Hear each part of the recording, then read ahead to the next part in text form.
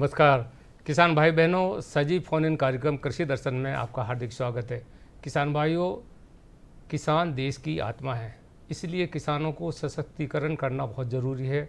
उनकी सुविधाओं को आवश्यक सुविधाओं को देखना भी बहुत ज़रूरी है। किसान भाइयों, इसके लिए भारत सरकार और मध्य प्रदेश सरकार अनेक योजनाओं को चला रहे हैं, जिनसे हमारे किसान भाई आर्थिक रूप से सक्षम हो रहे हैं। अनेक योजनाओं के माध्यम से, अनुदान के माध्यम से किसानों को सशक्त कर रहे हैं। सरकार सशक्त कर रही है ताकि इनका लाभ उठाकर हमारे किसान भाई आर्थिक रूप से मजबूत हों, तकनीकी रूप से मजबूत हों और अपना उत्पादन बढ़ाएं। किसान भाइयों, इसी विषय पर आज हमारी चर्चा होगी। हमारे कुछ नंबर हैं, फ़ोन इन नंबर, आप इन पर हमें फ़ोन कर सकते हैं। हमारे फ़ोन नंबर हैं 1800-233-0040। एक नंबर और है 0755-266-0049। इन नंबरों पर फ़ोन करें, तब तक मैं अपने जो विशेषज्ञ उनसे चर्चा करता हूं। तो हमारे बीच में जो विशेषज्ञ हैं, कृषि कल्याण कृषि विभाग मध्य प्रदेश शासन की सहायक संचालक डॉक्टर साजिया मिर्जा जी, आपका कार्यक्रम में स्वागत है। और हमारे बीच में एक सफल किसान हैं जो उद्यमिक ढंग से, यानी कि किसानों के बीच में जाकर प्रसंस्करण करके किसानों को कैसे आगे बढ़ाया जाए, इसमें गांव में मेहनत कर रहे हैं। अभिजीत जी शर्मा, उनका भी कार्यक्रम में स्वागत है। सबसे पहले डॉक्टर साजिया मिर्जा जी, आपसे हम ये जानना चाहेंगे कि किसानों के उत्थान के लिए, कल्याण के लिए सरकार कौन कौन सी योजनाएं चला रही है? दिनेश जी, किसानों के कल्याण के लिए मूलतः फसल बीमा योजना है, जो उन्हें आर्थिक जोखिम से बचाती है। प्रधानमंत्री कृषि सिंचाई योजना है, उसमें नलकूप खनन भी है, और बीज ग्राम योजना है। मुख्यमंत्री किसान कल्याण योजना भी अभी लागू हुई है, और आत्मा है, नेशनल फूड सिक्योरिटी मिशन है। ये सभी योजनाएं किसानों के हित के लिए है जी। तो जैसे आपने अनेक योजनाओं के बारे में हमारे किसान भाइयों को बताया, और किसान भाई भी ध्यान से सुन रहे हैं। इन योजनाओं का लाभ लेना है तो कार्यक्रम के माध्यम से आप ध्यान से सुने, उनको नोट करें, पर उसका लाभ भी उठाएं। डॉक्टर साहब, सबसे पहले आप जो मुख्यमंत्री कृषि कल्याण योजना जो चल रही है, ये क्या है, इसके क्या लाभ हैं, किसानों तक कैसे ये पहुँचती है, इस संबंध में बताएँ। ये मध्य प्रदेश के कृषकों को आर्थिक सहायता प्रदान करने के लिए दी जा रही है मुख्यमंत्री महोदय द्वारा।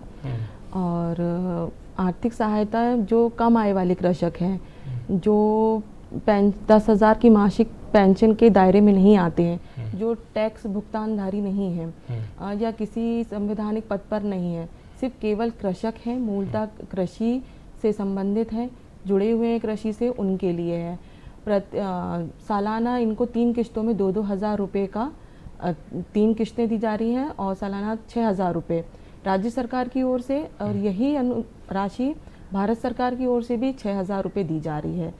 तो कुल मिला के कम आय वाले कृषकों को, जो पात्र कृषक हैं, उनको सालाना 12,000 रुपये दिया जा रहा है। मुख्यमंत्री किसान कल्याण योजना का यही उद्देश्य है कि जो भी उसका अपना अन्य योजनाओं के अतिरिक्त उसका जो है खर्च है, वो इससे वो अपना स्वयं में इसका अपना व्यय कर सकती। किसान भाइयों, इस बीच में एक किसान भाई हमसे बाराबंकी उत्तर प्रदेश से जुड़ गए हैं, नंद स्वरूप जी मिश्रा जी। नमस्कार सर, मैं नंद स्वरूप मिश्रा हूँ, बाराबंकी उत्तर प्रदेश से।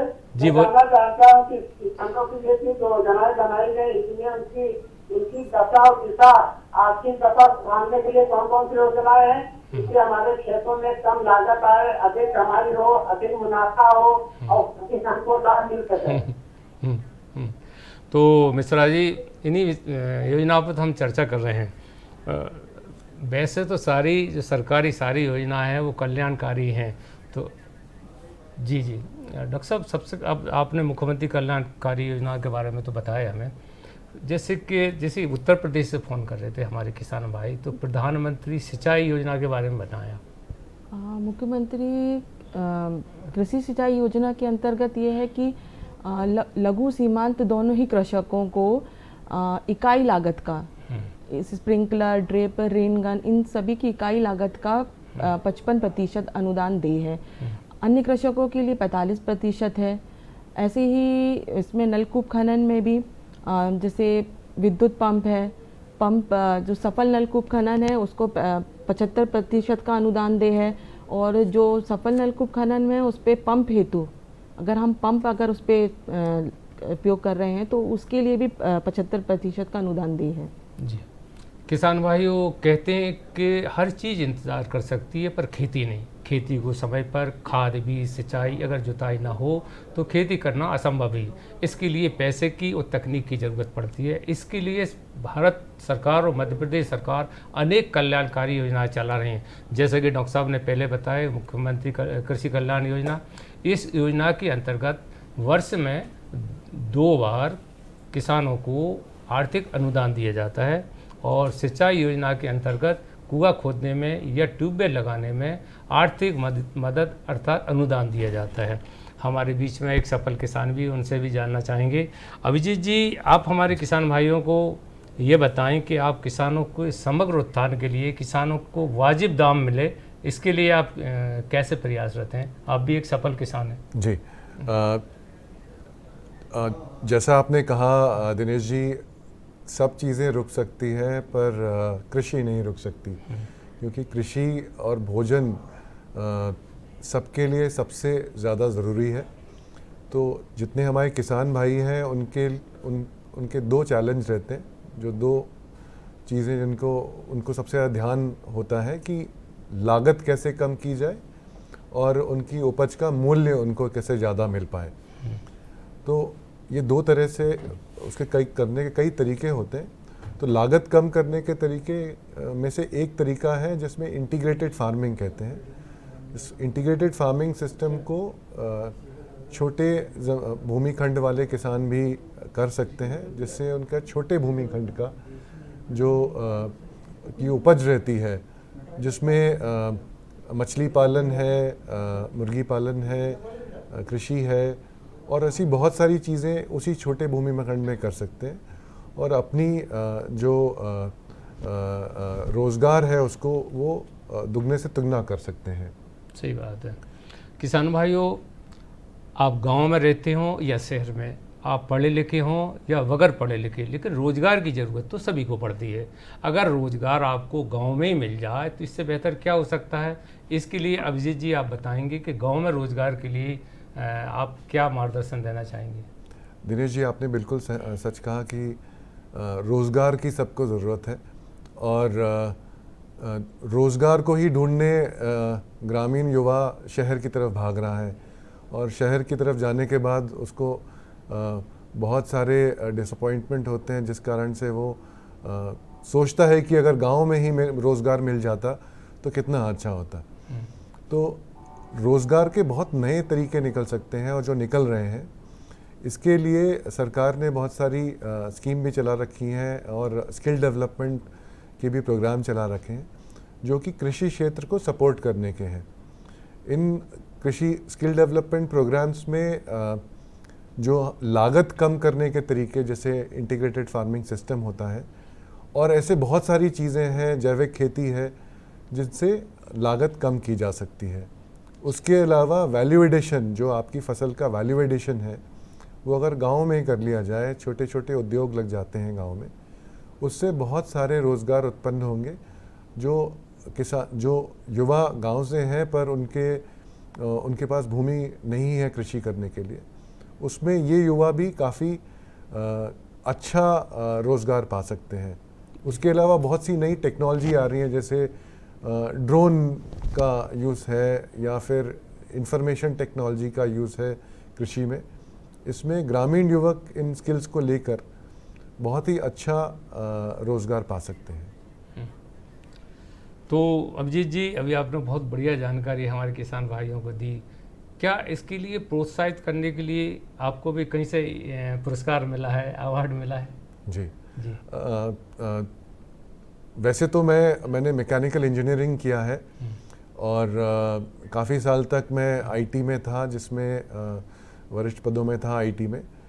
पर एक समय पर ये मेरे मन में आया कि अपना काम करने के अलावा अगर मैं ग्रामीण विकास में भी सपोर्ट दूं, जो मैंने सीखा है, जो मैंने शिक्षा ली है और जो इंडस्ट्री में सीखा है, उस चीज़ को मैं अगर गाँव में लेके जाऊं तो उससे कई ज़्यादा लोगों को फ़ायदा मिलेगा और इसी उद्देश्य से जब हम आए तो हमने एक इंस्टीट्यूशन इस्टेब्लिश किया जिसको ग्रामीण विकास एवं रोजगार संस्थान कहते हैं, school of livelihood and rural development. इसके अंतर्गत हमने कई बड़े संस्थानों से भी एसोसिएशन किया है, जैसे ICR है, KVK होते हैं जिनमें बहुत सारा अनुसंधान चल रहा है। उसके अलावा बहुत सारी यूनिवर्सिटी हैं जो बड़ी बड़ी, जिसमें काफ़ी अनुसंधान होता है कृषि पे और मछली पालन पे, और बहुत सारी ऐसी चीज़ें हैं जो जिससे किसानों को फ़ायदा मिल पाए। सो किसानों के पास अगर ये टेक्निक और ज्ञान मिल जाए और किसान इसको यूज़ कर पाए तो किसानों के लिए उनकी लागत भी कम होती है और उनको उपज का ज़्यादा उपज का मूल्य भी मिलेगा। तो ये सब लेके हम बहुत सारे फार्मर प्रोड्यूसर ऑर्गेनाइजेशन FPO के साथ काम करते हैं, जिसमें किसानों को जोड़ा जाता है एक साथ, ताकि ये FPO मिल के चला सकें और वैल्यू एडिशन भी एक साथ कर पाएँ और ओवरऑल डेवलपमेंट होता है ग्रामीण क्षेत्र का। फिर जी किसान भाइयों, जैसा कि अभिजीत जी ने बताया, एक पढ़े लिखे उच्च शिक्षा प्राप्त किसान हैं, ये उद्यमी भी हैं। गांव में रहकर गांव में जो पढ़े लिखे किसान हैं वह खेती पे आधारित जो किसान हैं वो खेती के साथ साथ जो जिनके पास खेती भी नहीं है वो पशुपालन, मत्स्य पालन, मधुमक्खी पालन जैसी ऐसे व्यवसाय इसके रूप में ये उनको प्रेरणा देते हैं और उनको प्रोत्साहित करते हैं कि आप गांव में रहकर अपना स्वयं का व्यवसाय करें और आत्मनिर्भर बनें। किसान भाइयों, हमारे किसान भाई मेहनत करते हैं। किसान तो गांव के विकास की धुरी होती है और गांव के आधे से अधिक लोग कृषि व्यवसाय पे निर्भर रहते हैं और सभी का मिलजुल कर वहाँ अपना पालन पोषण होता है। डॉक्टर साहब, अब मैं आपसे जानना चाहूँगा, पहले जो 20 ग्राम योजना के बारे में बताया, ये क्या है 20 ग्राम योजना? इसमें क्या लाभ मिलता है, किसानों को मिलता है, कैसे अनुदान मिलता है उनको? इसमें 3 तरह से लाभ है कृषकों को जी। पहला तो बीज अनुदान है और प्रशिक्षण भी दिया जाता है कृषकों को। जो चयनित कृषक हैं जिनके पास कम से कम 1 एकड़ भूमि हो, वो चयनित कृषकों को खाद्यान्न फसलों के लिए 50% अनुदान दे है, बीज अनुदान, जो कि आधार और प्रमाणित बीज है फसलों का। और दूसरा है कि इनको दलहनी या तिलहनी फसल ले रहे हैं तो 60% है अनुदान दे कृषकों को। अब आते हैं अगर प्रशिक्षण का कहते हैं तो प्रशिक्षण में इनको 3 फसलों पर इनको प्रशिक्षण दिया जाने का प्रावधान है। बुआई के समय, फूल अवस्था पर, फूल जब आ रहे हो फसलों में तब, उस 2, और तीसरा है कि इनको कटाई के समय भी इनको 3 उस पे रूप में इनको प्रशिक्षण दिए जाने का प्रावधान है। और जो आखिरी इसका है लाभ कृषकों को दिया जा सकता है 20 ग्राम योजना अंतर्गत है, वो भंडार कोठी का है। भंडार कोठी में 10 क्विंटल कैपेसिटी की भंडार कोठी के लिए अनुसूचित जनजाति और जाति वर्ग के कृषकों को अनुदान की पात्रता है और इसमें 33% के प्रतिशत के हिसाब से पात्रता है और सामान्य वर्ग के कृषकों के लिए 25% के हिसाब से पात्रता है। तो 10 और 20 क्विंटल की कैपेसिटी के लिए ही इसमें भंडार कोठी बनाने के लिए 20 ग्राम योजना में प्रावधान है जी। तो किसान भाइयों, 20 ग्राम योजना का लाभ आप ले भी रहे होंगे और लें भी। किसान भाइयों, इसमें अनुदान भी मिलता है। बीज अर्थात अगर आप बीज सही बोएंगे तो तभी तो फसल अच्छी आएगी। इसलिए सरकार का उद्देश्य ये है कि ऐसी योजना चलाकर आपको अच्छे बीज के लिए प्रोत्साहित करें। आधार बीज हो, सुबीजम सुक्षेत्रे जायते संपादते, अर्थात अच्छे बीजों को खेत में बोकर अच्छी पैदावार लें। किसान भाइयों, अब वक्त छोटे से ब्रेक के बाद फिर आपसे मिलते हैं। अरे सुन तो। मुझे क्या सुनाना चाहते हो? जो सुनाओ मेरी सौतन को। किसको? अरे वही तुम्हारा मोबाइल फोन जिससे सुबह शाम दिन रात चिपके रहते थे और कहते थे किसान कॉल सेंटर से बातें हो रही हैं।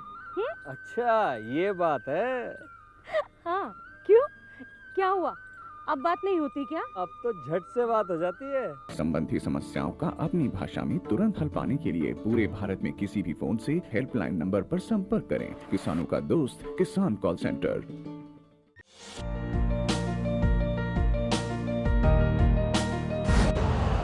यूरिया का स्वदेशी उत्पादन 70 लाख टन बढ़ाने के लिए 6 उर्वरक संयंत्रों का उद्धार किया जा रहा है। FCIL के गोरखपुर, सिंदरी, तलचर और रामागुंडम संयंत्र HFCL की बरौनी इकाई और BVFCL की नामरू 4th। सोने पर सुहागा ये है कि देश में अब बनेगा सिर्फ नीम लेपित यूरिया, क्योंकि इससे होगा किसानों का फायदा ही फायदा। अनाज का उत्पादन 10% तक बढ़ेगा, बढ़ेगी 10 से 15% नाइट्रोजन क्षमता।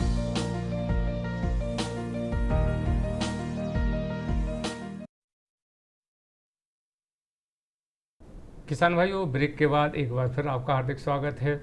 किसान भाइयों, हम पहले बात कर रहे थे 20 ग्राम योजना की। ऐसी तमाम योजनाएं चल रही हैं ताकि आप सशक्त हों, किसान सशक्त होगा तभी तो, ये वक्त की ज़रूरत है कि किसान सशक्त हो। डॉक्टर साजिया मिर्जा जी, अभी आपने 20 ग्राम योजना के बारे में बताया, जैसे फसल बीमा योजना है, ये क्या है, इसका उद्देश्य क्या है, किसानों तक कैसे ये योजना पहुंचती है? ये फसल बीमा योजना का उद्देश्य यह है कि जो जोखिम किसान उठा रहा है, प्राकृतिक आपदा से, कीट व्याधि से, जिस भी तरह के का उसको नुकसान और क्षति हो रही है, उस पर आधारित ये बीमा है। तो फसल बीमा पर ये है कि खरीफ फसलों पर बीमित राशि का 2%, खरीफ फसलों में बीमित राशि का 2% प्रीमियम इस पे किसान को, और रबी फसलों में 1.5% का है। बाकी की जो शेष भुगतान है प्रीमियम राशि का, वो राज्य और केंद्र सरकार द्वारा देय होगा। और बागवानी फसलों के लिए सालाना 5% का है इसमें प्रीमियम बीमित राशि का, जिससे कि बुआई के समय, अगर रोपाई के समय भी अगर कुछ क्षति होती है, जो बीमा किया हुआ ऋणी किसान है और उसको अगर नुकसान होता है प्राकृतिक आपदा से, या फसल कट गई है, खेत पर है और 14-15 दिन के भीतर ही अगर उसको किसी भी प्राकृतिक आपदा से, मतलब पानी से या नुकसान होता है, तो उस पर भी बीमा दे है। जी बिल्कुल। तो इसी बीच एक किसान भाई हरदा से संदीप जी बागड़ हमसे जुड़ गए हैं। संदीप जी, कार्यक्रम में आपका स्वागत है, अपना सवाल करें। हेलो। हेलो। हाँ जी, बोलें।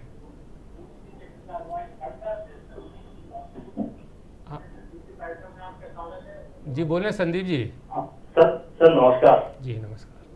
सर विजय सर से मेरा सवाल यह था कि वो औषधि पौधों के क्षेत्र में भी काम करते हैं क्या? जैसे ये लेमन ग्रास है, तुलसी है, एलोवेरा है, अभिजीत जी इसमें भी काम करते हैं क्या? जी ठीक है, धन्यवाद सवाल करने के लिए। अभिजीत जी बताएं। जी बिल्कुल, क्योंकि ये एलोवेरा है और जैसे तुलसी है, तो ये हर्बल जो क्रॉप्स हैं वो लेने का, तो इसमें हम काम करते हैं और ये बहुत अच्छा काम है, जिसमें जो जिनके पास कम ज़मीन भी है उस पे भी ये लिया जा सकता है, और इसको प्रोसेस करके, इसको वैल्यू एडिशन करके बेचा जाए तो इससे बहुत अच्छा जो मूल्य मिलता है और उससे रोज़गार अच्छा उत्पन्न होता है। जी जी। तो अभिजीत जी, आपने बहुत बढ़िया जानकारी दी, लेकिन आप देख रहे हैं कि हमारे नौजवान किसानों का रुझान जो है औषधि फसलों की ओर बढ़ रहा है, क्योंकि इससे नगद आय प्राप्त होती है, लेकिन जो इसकी बिक्री की बड़ी समस्या आती है, उसके लिए आप क्या कर रहे हैं? ये बहुत ही इम्पोर्टेंट क्वेश्चन है, क्योंकि किसान को सबसे बड़ी जो प्रॉब्लम है वो है सही मूल्य ना मिलने की, और जो उनकी बिक्री करने में भी प्रॉब्लम आती है कि कहाँ बेचें। जो अभी तक जो इस तरह के वो मंडियाँ बेचते हैं, आसपास बेचते हैं, या फिर जो एजेंट्स को बेचते हैं। उसके अलावा जो अब नए इंफॉर्मेशन टेक्नोलॉजी के कारण नए एवेन्यूज़ आ गए हैं जो नई तरीक़ों से बेचा जा सकता है, उसमें एफपीओ बहुत अच्छा काम करता है, क्योंकि एफपीओ से कई किसान एक साथ जुड़ जाते हैं और फिर मार्केट से जुड़ना आसान हो जाता है, क्योंकि उनके पास एक कलेक्शन हो जाता है क्वांटिटी का। और नए जो तरीके हैं जिससे इंफॉर्मेशन टेक्नोलॉजी के थ्रू रिटेल में भी जाया जा सकता है, और इसके अलावा बल्क सेलिंग, जो होलसेल सेलिंग होता है, वो भी होता है। तो बहुत सारे तरीके हैं जो किसान भाई सीख सकते हैं, और इसी का प्रशिक्षण हम देते हैं। और राज्य सरकार और भारत सरकार की बहुत सी स्कीमें हैं जिसके थ्रू ये प्रशिक्षण होता है और हमारे किसान भाई इसका फ़ायदा उठा सकते हैं। किसान भाइयों, सूचना तकनीक का सही लाभ तो हमारे किसान भाई उठा रहे हैं। कैसे? अपने खेत पे हैं, खेत से अगर उनको ज़रूरत पड़ रही है किसी कीटनाशक दवा की या अथवा कोई उर्वरक की, तो वो फ़ोन के माध्यम से अपने खेत पर, अपने गांव पर वो मंगा सकते हैं। इसलिए सूचना तकनीक किसानों के लिए बहुत लाभदायक है। डॉक्टर साजिया मिर्ज़ा जी, अभी आपने फसल बीमा योजना के बारे में बताया, तो इसमें थोड़ी बात अधूरी रह गई थी। किसान इसके लिए कहाँ संपर्क करें, किससे जुड़ें?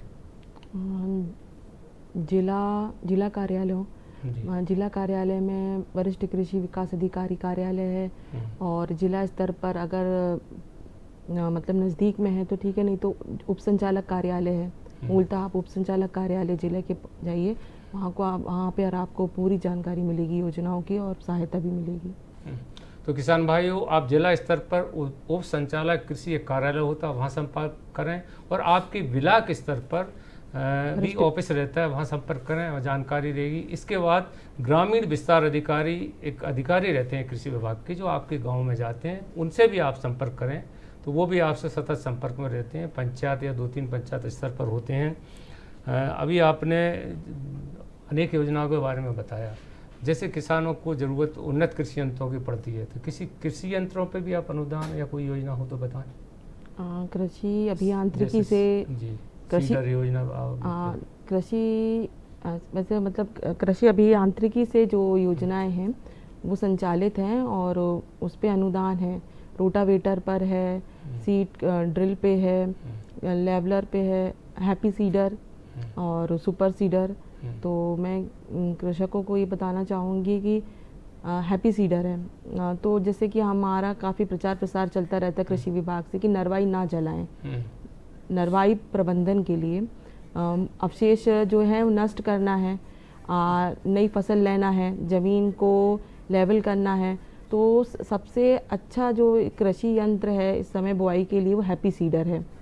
हैप्पी सीडर से ये है कि आप बिना नरवाई चलाए किसान ज़मीन को कल्टीवेटर और ये सब की जगह आप हैप्पी सीडर का यूज़ करिए, तो उसमें वो नरवाई का प्रबंधन हो जाएगा। वो जी मतलब बुआई के साथ साथ जो पिछले फसल के अवशेष हैं उसको मल्चिंग की तरह यूज़ करेगा और उसको कवर करता जाएगा, तो एक साथ आपके 3 काम हो जाएंगे आपके। अभिजीत जी, आप ये बताएं, जो नौजवान किसान है, गाँव में रह रहे हैं, जिनके पास खेती नहीं है, उनके लिए आप क्या कहेंगे? ये बहुत ही इम्पोर्टेंट सवाल है। जिनके पास खेती नहीं है वो अपने आप को स्किलिंग में डाल के, प्रशिक्षण पाके, ऐसे बहुत सारी चीज़ें, जैसे हम बात कर रहे थे इस डिस्कशन के पहले, जैसे ड्रोन योजना है जिसमें ड्रोन में नई टेक्नोलॉजीज आ रही हैं। उसके अलावा गाँव में बिजली की बड़ी प्रॉब्लम होती है, तो उससे सोलर एनर्जी के बहुत सारे उपकरण लग रहे हैं, जिसमें सोलर वाटर पंप भी होते हैं। फूड प्रोसेसिंग के लिए भी सोलर पावर यूज़ किया जाता है, पैकेजिंग के लिए किया जाता है, तो इसके टेक्नीशियन की भी बहुत रिक्वायरमेंट रहती है। उसके अलावा बहुत सारी टेक्नोलॉजीज़ जो आ रही हैं वो किसानों को जो ज़रूरत पड़ती है, हर एक किसान सीख नहीं सकता, पर जो युवा हैं जिनके पास खेती हर ज़मीन नहीं है या फिर परिवार में है पर ज़्यादा लोग डिपेंडेंट है उस ज़मीन के ऊपर, तो वो नया प्रशिक्षण लेके वो रोज़गार भी पा सकते हैं और ग्रामीण क्षेत्रों में ये सर्विस भी दे सकते हैं। तो इसमें बहुत सारी चीज़ें हैं जो सीखी जा सकती हैं और बगैर भूमि के खंड के अलावा, जिससे वो रोज़गार पा सकते हैं। किसान भाइयों, किसान ट्रेनिंग ले और ट्रेनिंग के बाद योजनाओं का लाभ ले। और अभी आपने देखा कि कृषि विभाग की जो सहायक संचालक महोदय आई, तो उन्होंने बहुत आपकी योजनाओं की जानकारी दी। इनका लाभ उठाएं और खेती में उपयोग करें। डॉक्टर साजिया मिर्ज़ा जी, आप हमारे बीच में आई, आपने बहुत बढ़िया जानकारी दी, बहुत बहुत धन्यवाद। अभिजीत जी, आपने नौजवान किसानों को, पढ़े लिखे किसानों को बहुत बहुत जानकारी दी, बहुत बहुत धन्यवाद। तो किसान भाइयों, आपने अभी देखा कि भारत सरकार और मध्य प्रदेश सरकार आपके लिए अनेक योजनाओं को चला रही, उनका लाभ लें और अपने खेती में उनका उपयोग करें। फिर मिलेंगे ऐसी नई जानकारी के साथ, तब तक के लिए नमस्कार।